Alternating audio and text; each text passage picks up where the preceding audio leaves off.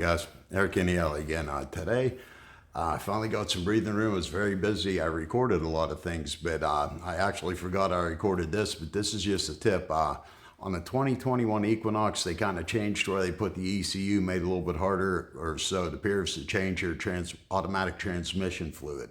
This is a 2021 Equinox.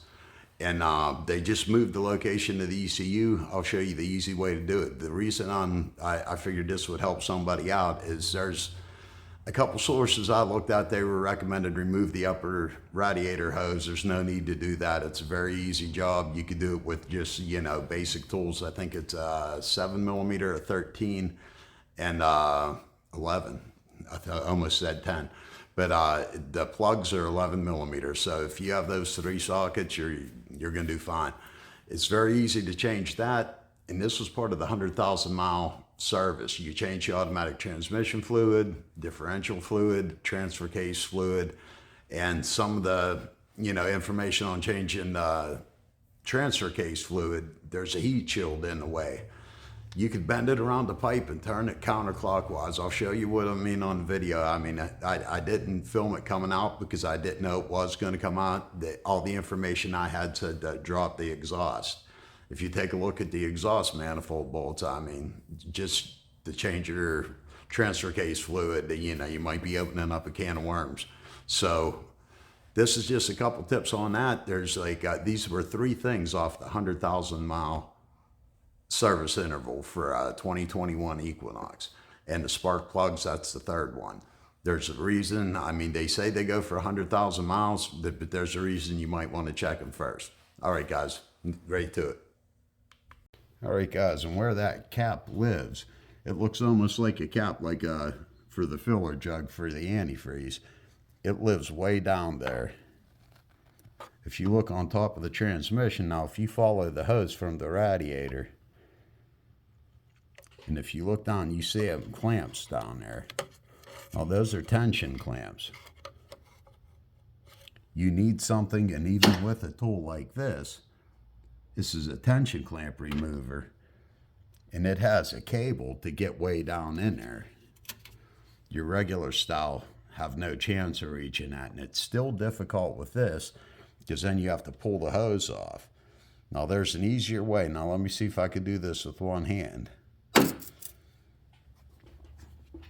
It's these two tabs on the computer. This is your engine computer. It doesn't look like this is going to move.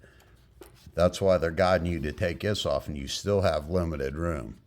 These two tabs, now if you have both hands available, there, still got it. If you pull the computer out and you see this hose in the background, it's a vacuum hose. When you pull this out, one leg of the computer's going to want to catch it. Just push it out of the way, because that's the only thing that keeps this ECU from pivoting the whole way out. Now you have plenty access. You could barely see that cap down there. Let me see if you could even see the cap. See that black cap? Won't focus on it, but you could see it down there. Now your hand goes straight down, and you're already going to be in twisting position. It's like right there in between your fingers. You just got to make sure you wiggle it out without dropping it, and there it is. Now to refill it, I'm going to show you that. I have a little bungee cord that I'm going to just put around the ECU so it doesn't keep flopping back on me. But you can see it zip tied down here. There's so much room right there. There's plenty of room on that wiring harness. You're not stressing anything. It comes easy peasy, straight out like that. Just hold it straight back. And what I'm going to do, I'm going to need my other hand, but I'm going to just put a little bungee cord around it to hold it in this position. All right, guys, looking up from underneath the vehicle, this right here is the transmission drain plug. It's 11mm. take that the whole way out and drain your tranny after you know you could get to the fill port. There's another 11 millimeter plug in the side of the transmission. I'm going to show you that next. Right there to the right of the CV axle where I have that clear plastic tubing going, that is the fill plug. The level plug, actually. We're going to leave that out and we're going to run the engine until tranny fluid just barely dribbles out of there. Then we know the level's correct, put the plug back in it, job done. Now, what you want to make sure, you don't need this plastic tube. You could just leave that plug out. I'm just doing that so hopefully, what does trickle out goes into a pan. But it's going to just trickle out of that hole, so you're going to want to put something to catch it. This is how black the fluid is that came out of it.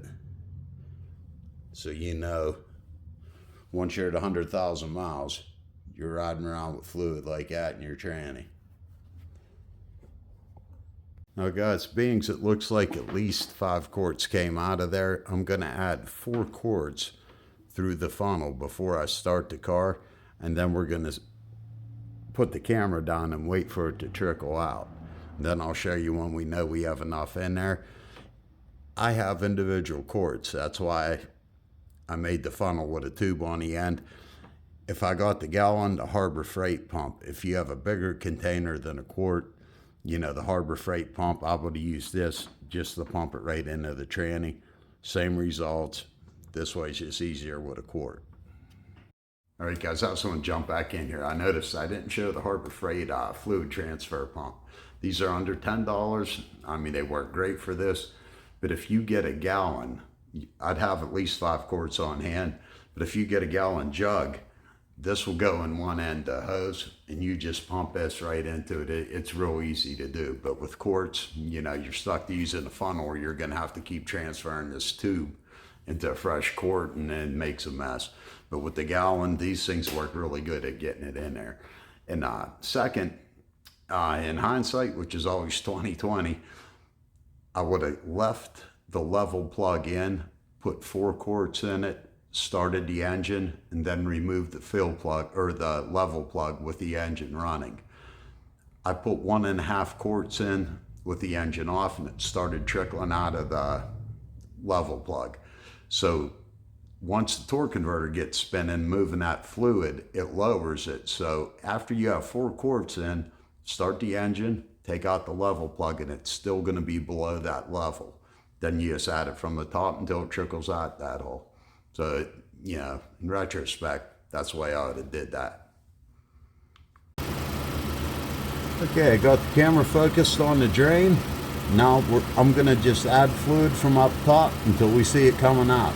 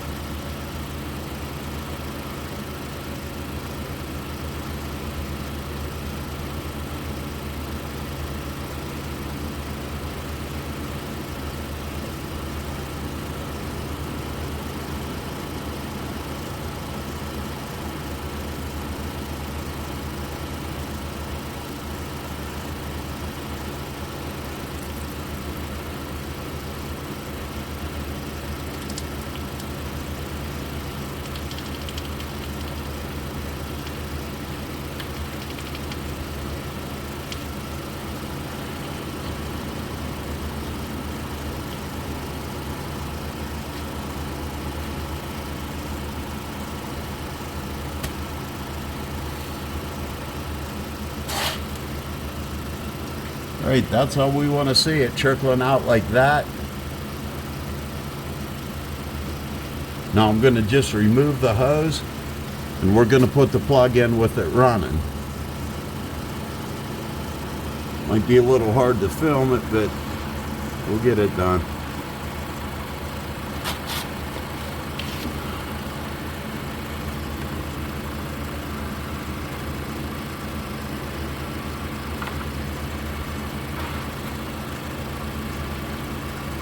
That's what you want to see, it trickling out like that.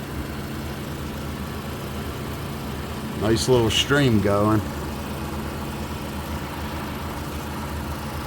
Then I'm going to just put the plug back in it, shut it off, and it's good to go. There's nothing moving around here, nothing to worry about.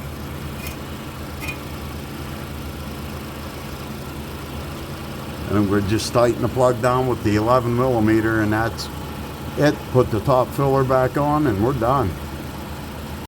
All right guys, easy as that. Nothing to that. Just make sure you put your ECU back in. Already put the lid back on, the cap. Click the ECU back in, that's easy as can be. Now sticking around, I'll show you a couple other things. I found misinformation in doing your 100,000 mile service interval. Now to get to the coolant petcock, everything online is saying it's on the left hand side. You do have to take off the bottom skid plate. It's just a bunch of bolts. I believe these are 8 millimeter that hold on your front. Well, it's not really a skid plate, it's a piece of the trim.